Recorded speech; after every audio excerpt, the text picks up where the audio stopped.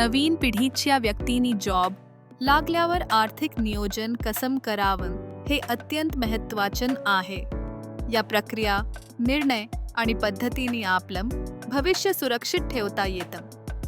खाली दिलेल्या टिप्स आणि मार्गदर्शनाने आर्थिक नियोजन केलं तर दीर्घकालीन फायदे होऊ शकतात. आर्थिक ध्येय ठरवा. लहान व दीर्घकालीन ध्येय ठरवा. मासिक बजेट बनवा. आय आणि खर्च यांचे विश्लेषण करा. बचत महत्त्वाची आहे. सुरुवातीला बचत करा. कर्जाचे व्यवस्थापन करा. कर्ज घेण्यापूर्वी विचार करा. विविध निवेश साधनांमध्ये पैसे गुंतवा. विमा घेतल्यास नफा होईल. स्वतःच्या कौशल्यामध्ये गुंतवणूक करा. पेशेवर सल्ला घ्या. स्वतःच्या वैयक्तिक खर्चामध्ये काटकसरी करा. काळजी घेणारी मानसिकता ठेवा.